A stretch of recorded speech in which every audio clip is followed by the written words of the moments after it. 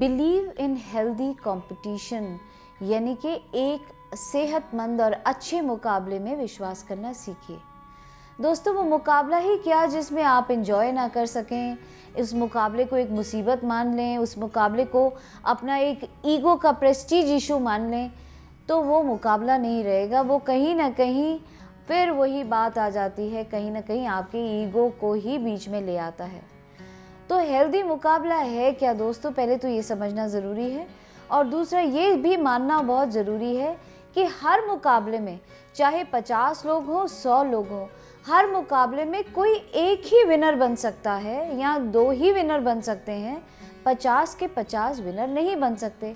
और जो विनर बनता है, कहीं ना कहीं बाकी सब में से कुछ ना कुछ उसने उस वक्त ऐसे किया कि उस वक्त उसकी लक ने भी साथ दिया, उसकी प्रेजेंस ऑफ माइंड ने उसका साथ दिया और वो कहीं ना कहीं विनर बन गया।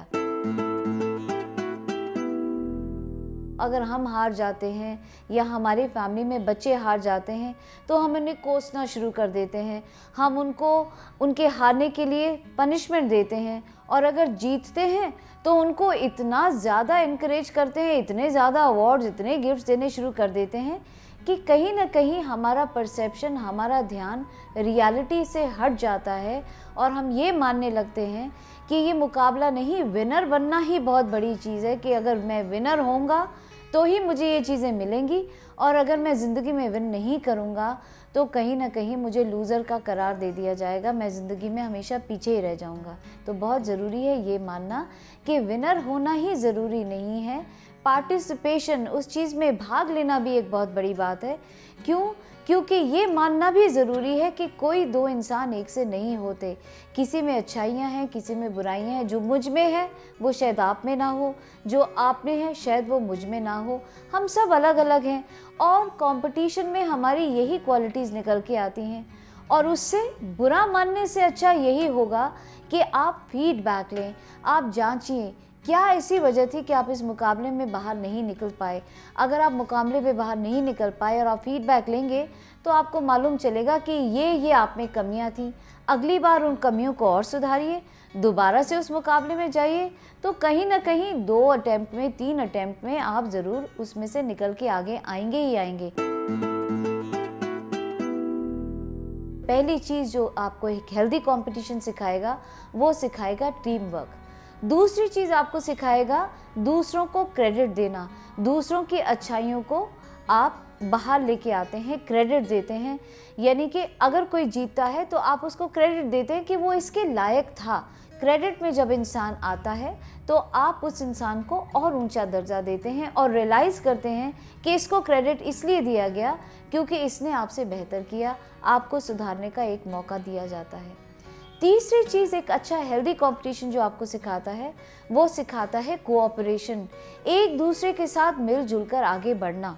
जब आप एक दूसरे के साथ कोऑपरेट करेंगे, उनके साथ मिलजुल कर आगे बढ़ेंगे तो आपको एक कंपटीशन की भावना बहुत अच्छी से आएगी। एक कंपटीशन में एक टाइम बंधा होता है कि इतने वक्त के अंदर आपको कोई कार्य जो दिया गया है वो पूरा करना है। तो अगर आप टाइम मैनेजमेंट नहीं करेंगे, अगर आप सही टाइम पे अपनी चीज़ों को पूरा नहीं करते हैं ज़िंदगी में, तो आप इस मुकाबले में ज़रूर हारेंगे।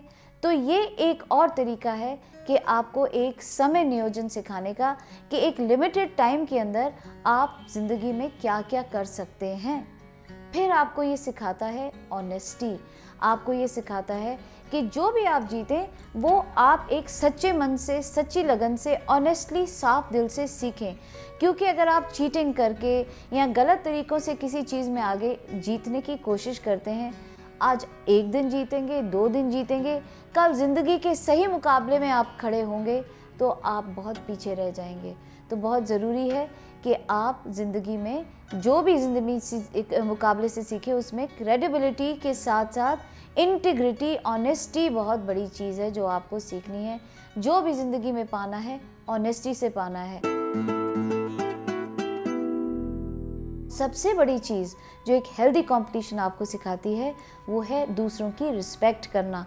दूसरों को जब आप रिस्पेक्ट करते हैं तो कहीं ना कहीं वही रिस्पेक्ट रिफ्लेक्ट होके आपके ऊपर भी आती है। और जब आप खुद को भी रिस्पेक्ट करते हैं तो नेचुरली वो रिफ्लेक्ट होके आपकी फैमिली तक जाती है, आपके आसपास के माहौल तक जाती है। तो रिस्पेक्ट करना भी आपको एक कंपटीशन सिखाता है। और ये ना सिर्फ आप खुद, आप अपने आसपास अपने जो फैमिली में बच्चे हैं उनको भी अभी से ही ये चीज़ें सिखाइए, ताकि बड़े होकर ज़िंदगी में वो कभी भी हार को हार ना माने, हार से भी कुछ सीखें दोस्तों।